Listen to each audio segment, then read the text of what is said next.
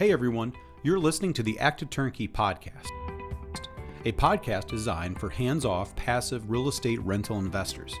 In the Active Turnkey Podcast, you'll hear Tom Olson and Jared Stoltmeister discuss all things turnkey rentals with other turnkey providers, service providers, and rental investors. Our goal is to help you reach your financial freedom and whatever comes after that. Let's go. Welcome back to the Active Turnkey Podcast. Today I am your host, Tom Olson, and I am here all alone. I don't have the super famous Jared Stoltmeister with me. I know a lot of you guys that are buying from us and have bought from us have a good relationship with Jared, and I love Jared. He's a great guy. My brother-in-law, if you guys didn't know that. And we've just got back from having a great Christmas together. We always do our family Christmas together with my wife's family, which Jared's on my wife's family, the day before or right around New Year's, actually. So we kind of always wait till New Year's. And that kind of started way back when my mother-in-law was, had all the kids, had my wife and all their siblings at home, and she wouldn't let them open up Christmas presents until it snowed.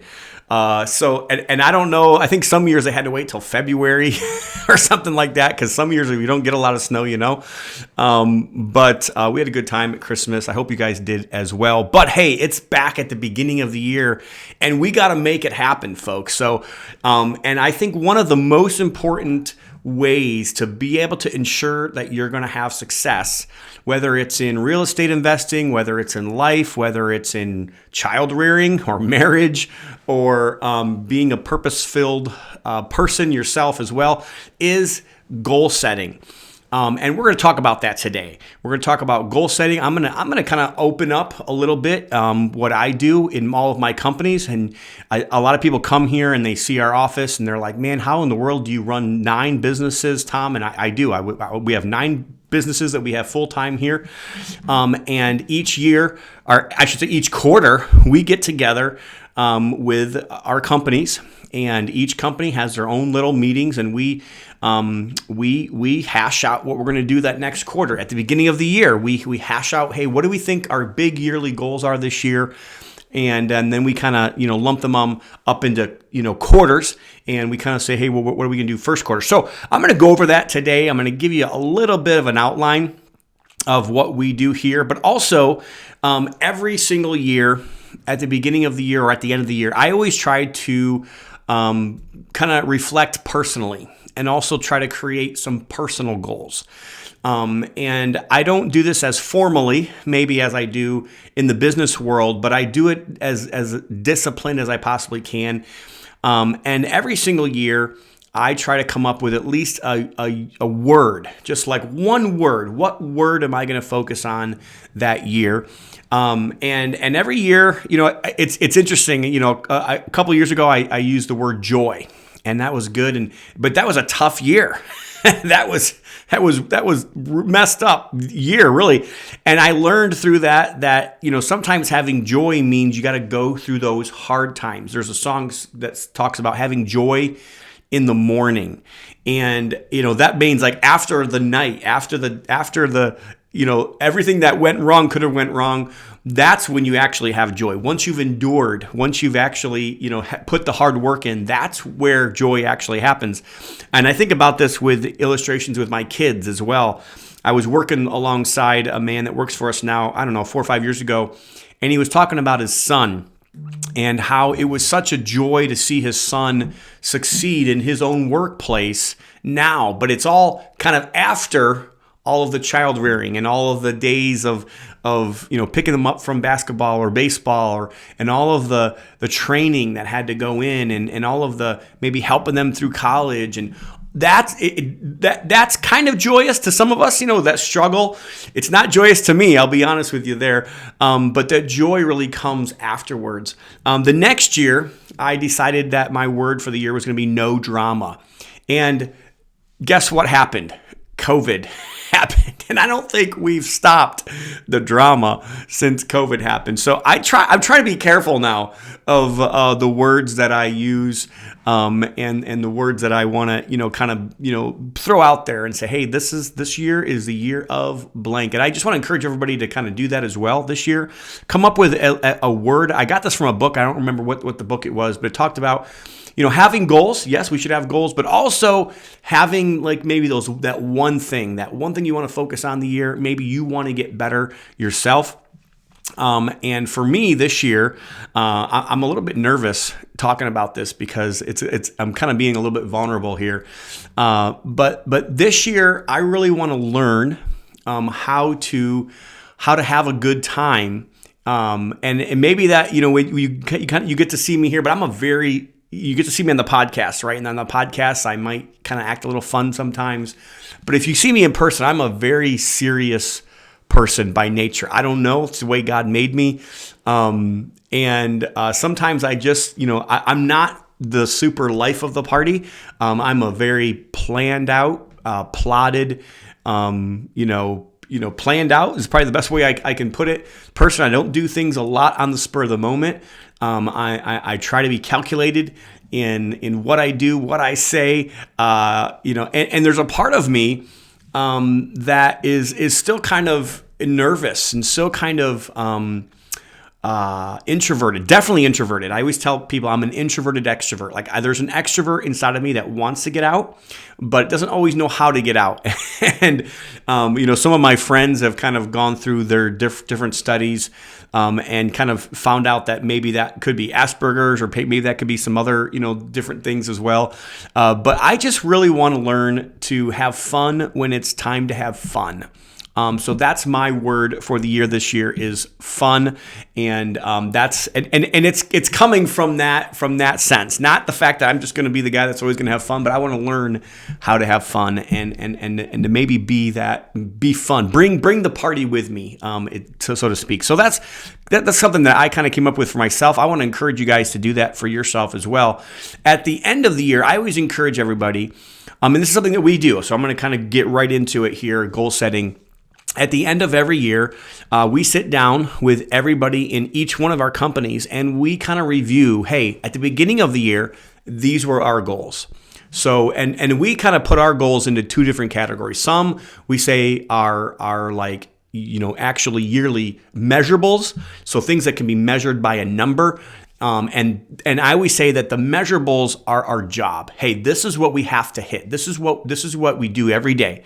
And then the goals are things that, hey, we want to do new. We want to do new initiatives, or we need to redo our processes, so to speak, or maybe we need to create new processes. Maybe we need to come up with a new program. Maybe we need to come up with, I know for our property management company, we're going to start offering this year. We're going to actually start offering an eviction, kind of like it's not really an insurance, but it's going to be like a protection for you, where instead of having to pay each time that there's an eviction, you just pay this monthly thing, and then we take care of that for you. So it's kind of an initiative that we're doing this year. We actually started this last year, though. So and this is what I've seen by studying other successful entrepreneurs. This is how they succeed. They don't succeed because they just all of a sudden woke up one day and made things happen. They succeeded because they planned it out, and then they reviewed that plan several times, and a lot of times they fail. They don't hit that goal that first time that they said they were set out to hit that goal. They just keep plugging away and keep making it happen until eventually they actually hit the goal. So the first thing we do, like I said, is we will review last year's measurables and last year's goals for the year.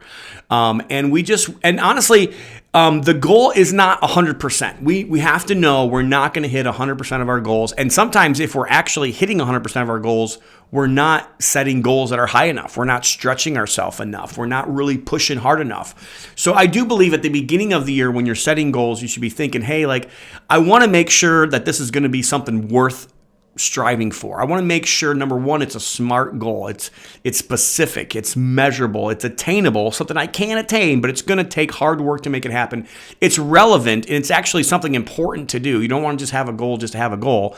And then also timely or trackable. Like, you want to make sure that you can actually track those goals. So SMART is a whole, thing when it comes to setting goals that people talk about, SMART, that acronym there. But so we kind of will review our goals, and we'll even ask ourselves at the end of the year, hey, was this a SMART goal? Maybe we found out throughout the year it wasn't a very smart goal to have. We'll also say, hey, what could we have done to reach this goal? Sometimes things just totally change course in a business and a day-to-day. And maybe you're out there, you're thinking, hey, how is this relevant to me? Well, if you're buying rentals, you might want to say to yourself, hey, this year I want to buy 20 more active turnkeys or 20 more turnkeys from the Olson Group, right? I think that would be a good goal. I'd like to hear from you if that's your goal. And Jared would like to hear from you as well. But maybe that's your goal. Hey, for me, it was about financial freedom. When I started buying turnkeys, when I started doing this myself, I wanted to come up with, I had my own financial freedom plan. At the time, it was $10,000 a month in passive income. And so I set out this big 5-year plan to be able to reach those goals. And each year I'd kind of check in with myself and say, hey, where am I at this year? And then I'd set a new goal for the next year. And then at the end of that year, I would check in with myself and say, where am I at? Set a new goal for the next year. And eventually I hit it in 3.5 years. That's what happens sometimes. Sometimes you crush those goals and you find out you could have done more if you would have worked a little harder or maybe had a bigger goal. So the first thing we do, like I said, is we review our goals from last year. We review our measurables, and that could be gross profit. That could be how much we would be collecting rents. That could be how much we collected in management fees from a property management company standpoint. Maybe that could be whatever. So that's the first thing we do is did we hit our measurables? The goal for the measurables is 80%. You want to hit 80% of those measurables. And then we go over our goals. So, our goals could have been I know we're going through a rebranding process right now. So that was something that we set out to do in 2023 is rebrand our companies. So that's a good goal. I'm kind of just getting a lot of I'm getting feedback from coaches and from other people in the industry, and kind of having my name. It's good to have a name. I believe that a good name is better to be chosen than great riches. So I feel like I have a great name with my investor community. But on the flip side, anybody who's not happy with you, and most of the time the people aren't happy with me are tenants. I don't know them. I've never spoken to them. And honestly, I believe our property management company does a great job with them for the most part. But, if a tenant doesn't want to pay, sometimes that means that they want to be upset and they want to kind of go after you. So we are kind of renaming and rebranding some of our stuff that we do. And it's also good if I ever did want to sell or if I ever did want to kind of think about that on a bigger picture, a grander scale. What is my company's worth? And I think sometimes you get a higher valuation if it's not like that person that built its name. So that's kind of some of the reasons. There's many other reasons as well. But so we review our measurables, we review our goals from last year, and then we really sit down and we always do a SWOT analysis, SWOT. So at the beginning of the year, we always want to say, hey, what are our strengths? What are our strengths in our property management company? What are our strengths in our construction company? What are our strengths in our brokerage? What are our strengths in Olson Group? What are our strengths in our investment company? What are our strengths in all the other companies that we're doing? We sit down with that team and say, hey, what are our strengths? And then we say, okay, these are our strengths. What are our weaknesses? What are the things that we need to get better at? And that list always seems to grow every year. It seems like you would think it would get better and get shorter, but the more you know, it seems like you realize the more you don't know. And so the biggest room for improvement around here, the biggest room around here is the room for improvement. And so we have a long list, it seems like, when we come up with weaknesses. So strengths, weaknesses, opportunities. What are some things, what are some new initiatives that we can do? What are some things that maybe we didn't have last year, we didn't know about last year? Maybe we didn't have certain people on our team, and maybe now we do, and we can implement new things on our team.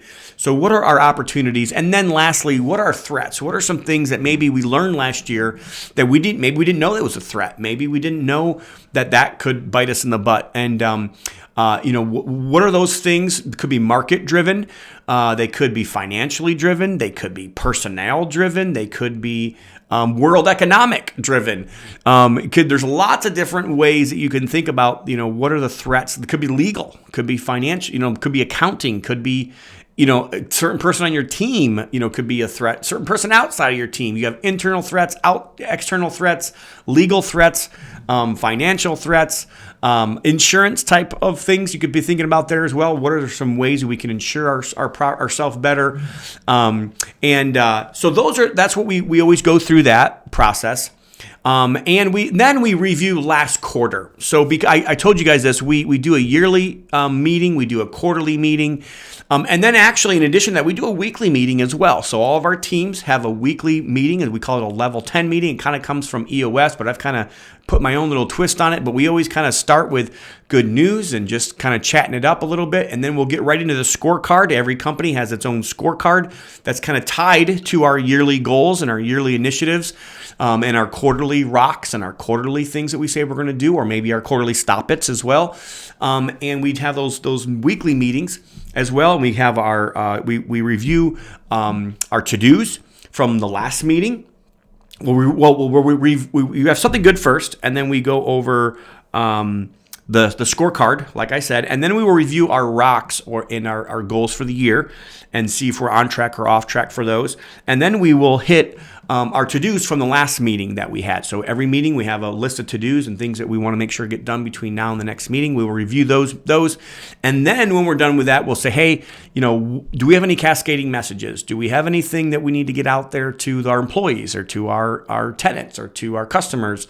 And then do we have any issues? We go through issues, and we don't solve all the issues every single time, but we spend the majority of our level 10 meetings on issue solving. We spend about an hour to an hour and a half in every one of our companies every single week having these meetings and kind of making sure that we're on track to hit those yearly goals. So we start again. We're still at the yearly event here, and that's where we're at here in January. But I kind of wanted to explain all that to kind of understand how it all fits together and how you can make sure that you hit your goals. So it doesn't just happen by setting goals at the beginning of the year, but you got to kind of set smaller goals and smaller chunks and do it quarterly, and then do it weekly, and then make sure you're following up and making sure that you're hitting them. And how did you actually do? On that journey to hit those smaller goals that kind of fit inside the bigger goals, right? So that's how it really all works.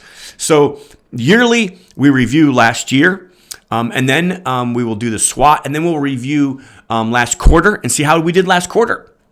And then we will set what we want to do for next year. So at the yearly time, we will start the yearly, and we'll have a good big 2, 3, 4 hour discussion on things that we want to do for the next year. And then we'll start setting our goals. We'll start with our measurables, again, just like I said. Maybe revenue and net profit seems to be on almost every one of these, but there's different things for different companies. And for you, it might be totally different for what you want to track or what you want to hit versus what for me. If you're looking at getting new turnkeys, or if you want to have financial freedom, hey, where do you want to be on that journey? Should probably be a measurable. Every single year you're measuring. And for you, maybe it's a new market. Maybe it's a new initiative you want to put in some of your rental properties, or maybe you want to try short-term rentals, or whatever the case is. That's your goal. So that might be something that you might want to make as a goal. Maybe you want to start lending money. Maybe you want to invest in our Conduit Capital Fund if you're an accredited investor. There's lots of different ways and lots of different things that you can kind of say, hey, I want to be at a certain point with measurables and a certain point when it comes to goals or new processes or new things I want to learn. Maybe there's a new license you need to get. Maybe there's something else that you can, a new designation that you can have, or maybe a new relationship that you need to create to be able to reach those bigger goals, right? And so I know I'm kind of getting in here on the yearly and beyond and closer knit. And I'm kind of back up even a little bit more when I get down and talk about things you need to start when you even start, down some kind of a big trail or a big goal. But we're at the yearly, so I talked about reviewing the SWOT, reviewing quarter, and then we set we set what we're going to do for next year. We actually write it on a big sticky board. We put it on a spreadsheet as well. Then we review it in our next city hall, town hall meeting here with our employees, and we make sure that they all know, hey, we want to be on the same page. This is what we're doing for the next year. Once we're done with the next year, we say, okay, what can we get done the next 13 weeks? What out of this big goals that we say we want to achieve for the yearly, which all kind of fit into the big grand scheme of things and the big picture of things that we want to hit maybe in 10 years, right? Then we're saying, okay, what do we want to do next quarter? Now, each quarter, I add something to this list. So I do measurables. Like I said, we call them rocks for quarterly. So rocks kind of mirror the goals for the yearly goals. And then I also do something I think very unique. I've never seen anybody else do this, but I do a thing called stop it. So what are some things in our business that we just need to stop doing? And it's interesting, like we find out a lot of times that a lot of complaining that happens in meetings would get completely stopped if we just said, hey, we need to stop doing that. And it's a kind of an easy way for people to get their grievances out, but also make it positive and be like, hey, we're going to stop doing this and we're going to focus on this. So that's kind of like that third thing that we do in each quarter. We do stop it and focus on. So, and you're probably thinking of things right now. Hey, man, what in my business or what in my financial freedom journey do I need to stop doing? These are things I need to stop doing. And then instead of this, I need to focus on, maybe these 3 items instead. And sometimes they're polar opposites of the stop it. So, for us, there was a time where we decided, in one of our companies that we were going to stop managing for active real estate investors. I really feel like we're a great company, and I believe we bring value to active investors, but I don't think I can bring as much value to an active investor as I can to a passive investor.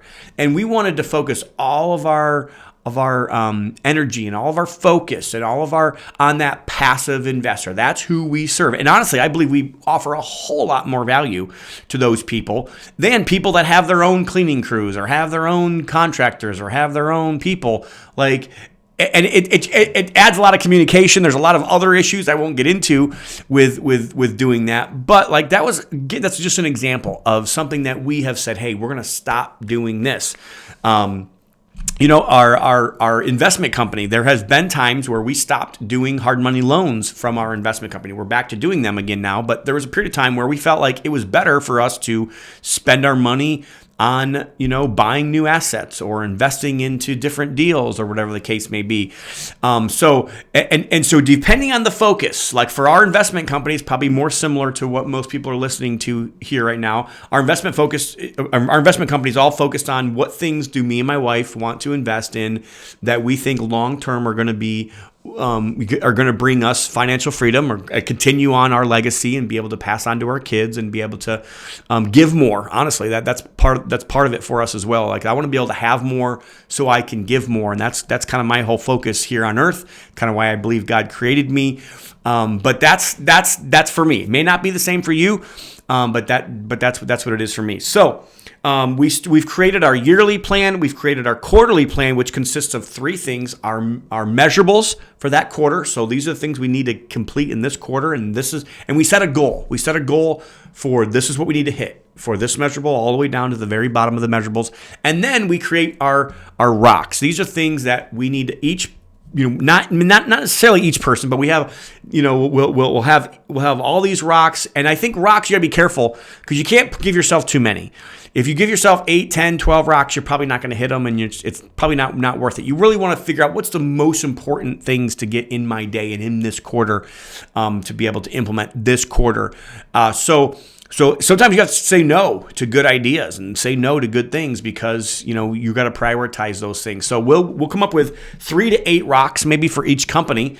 And then after we're done doing that, we will always prioritize our rocks. So I forgot to say this on the yearly, so I'll back up to the yearly. When we create our yearly goals, we say, hey, if we don't complete any of these goals on the yearly plan, but we only hit one, which one do we want to actually reach? And that's number 1. And then we'll say, okay, who's responsible for it? if we only get this one thing done, who do we want responsible for this? Maybe it's in their core genius. Maybe it's in their job description to do something like that. Or maybe sometimes the owner has to take some of these, or sometimes, somebody else that maybe it's not their job, but we know that they're going to get it done, or that they're better at maybe implementing new things, or they're better at maybe processes, or they're better, whatever it is, because it really depends on what the goal is sometimes. So we prioritize them, and then we also say whose job it is to actually complete those goals. We do the same thing each quarter. So each quarter we have rocks, and we will say, okay, we're going to prioritize the rocks. If we have 6 rocks, this is the most important one. If nothing else gets done, that's going to get done. And then we go right down the list. What's the next one? If this one gets done, what's the next one that's got to get done, all the way down to number 8 or 6, or how many ever we have for that particular company, or for that particular goals or set of goals that you have. And then whose job is it to implement those and make happen? And then what are our stop-its? What are things we're going to stop doing as a company, stop doing personally, maybe if you're doing this for yourself personally? And what are the things we need to focus on for this quarter?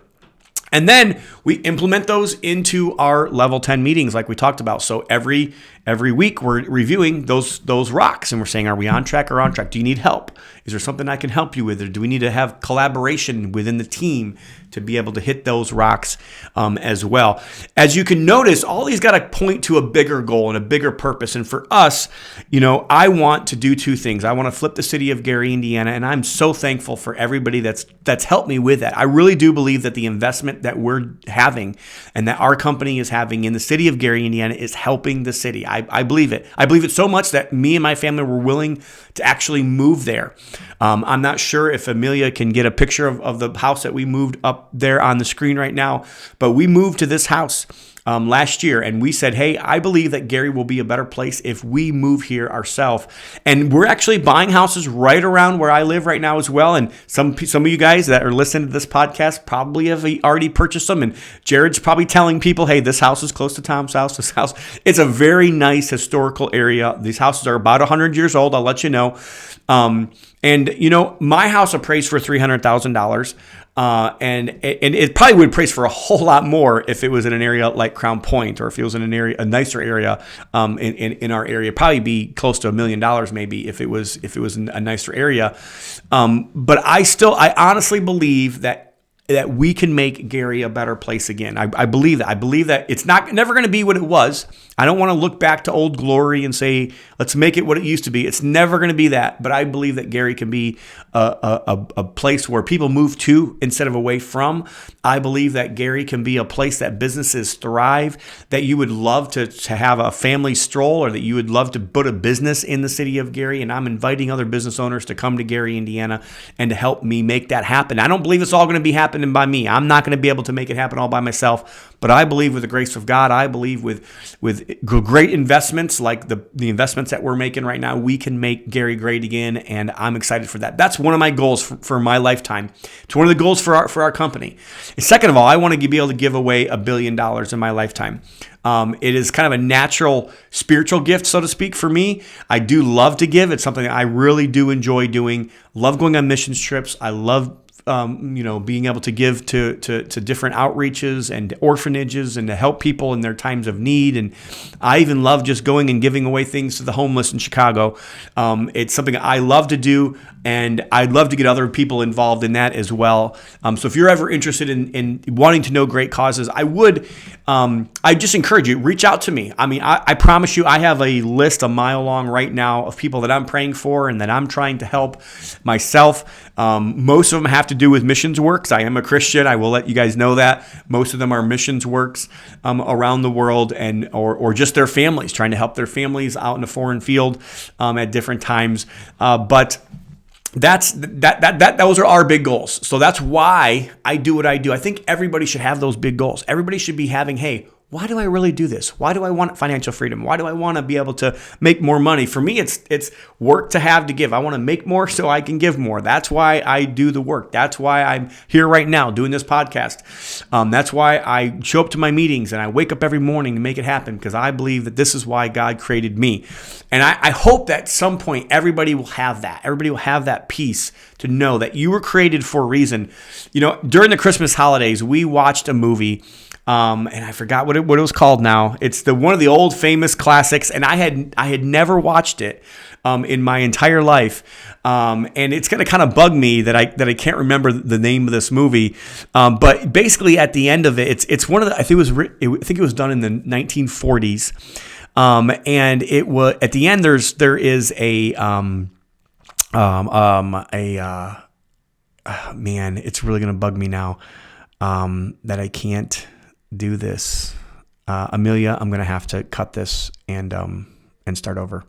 So let's just think about cutting through this last thing, and then I'll start over again.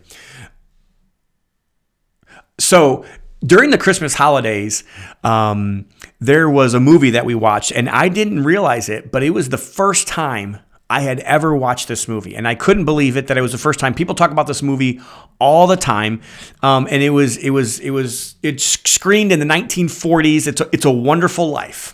Okay, so It's a Wonderful Life, and you've got George Bailey there, right?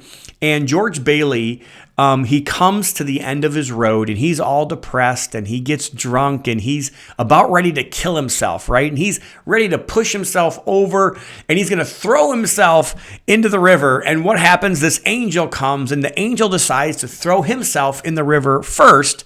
And George sees this, and instead of George doing what he was going to do, he went there to kind of like kill himself. He went in and jumped in after this angel and went to save the angel instead.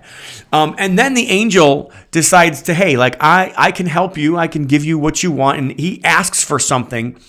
And what George asks for is for him never to be born. He's like, I wish I was never born, right? And then George starts going around the town, and he starts realizing all the people that were affected by his life and all the things that wouldn't have happened if he wouldn't have been born. And I really honestly hope everybody finds it. Everybody realizes that, and everybody thinks about that at the beginning of this year when you're setting those goals. Hey, like sometimes it's hard. I get it. Sometimes you don't want to dig deep. Sometimes you don't want to make a difference. You don't want to have influence. You just want to hide and have enough for yourself and be happy and just feel blessed. But I think George in that movie, like he made a big difference in that city. There's a whole part of the city that wouldn't even have been there if he didn't live. And he wouldn't have had his kids. He wouldn't have been married. There was the house that they lived in. And when I saw that part of the movie, I was like, man, this is kind of interesting, because I don't feel like if I was born, maybe this house that me and my wife are living in right now, maybe nobody would have ever bought it, and it maybe never would have been able to come back to life again. So the way I'm trying to wrap that together with you is to think about that. I really would like everybody to think about, hey, what difference have I made in what people's life? And if you haven't made a difference, who can you make a difference? What person will wake up thanking God every day that you are alive or that you lived? And maybe if you haven't created that, there's sometimes we have to just, look in the mirror and say, you know what? I haven't done what I could have done. I haven't been a help to other people. I haven't lived my life on purpose for a purpose of a way to serve other people. I believe the servant is the greatest of all. Everybody wants to be the king, but the servant is more valuable in that kingdom than that king is. And there's no greater example for that than our Lord Jesus Christ, who came here as a spotless lamb to pay our penalty for our sins. So thinking that in big picture. So I'm sorry I kind of took it down that trail there, but I do want everybody to be mindful, be purpose-driven people, live life on purpose, for purpose. And the only way you're going to do that is if you sit down and you think and you come up with these plans and you create these goals, and then you review the goals, and then you set them again. And if the ones you don't hit, say, hey, should I have set this in the first place? And if you should have, hey, let's get it done next quarter. Let's get it done next year. Whatever it is, just keep on plugging away. Keep on making it happen. And then the other thing I want to remind everybody about, if you haven't done core values for your company, I really want to encourage everybody out there to do core values. Our core values are, and you get this from us if you get on our list. If you talk to us any given period of time, you'll probably figure this out about us. But our core values are charity, stewardship, community, and growth. Charity, I've already talked about that. It's why I live my life, to be able to give more, and I believe that charity is more than giving. It's a way of living. It's a way you think. So charity's a mindset, and charity's why we do what we do. Stewardship is what we do. It literally is. We believe we are stewards of our investors' money, and we want to grow their money. We want to be able to give them back a property or an asset or money.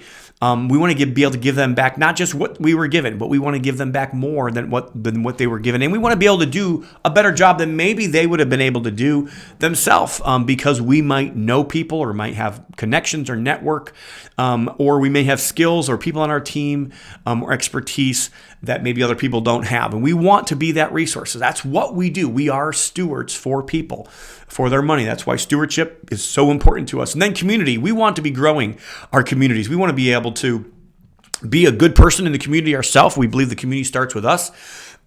We want to be able to add to our network. We believe that our network is not just our net worth, although it is, but we also believe it's our survival plan, and we believe that we can be part of your survival plan as well.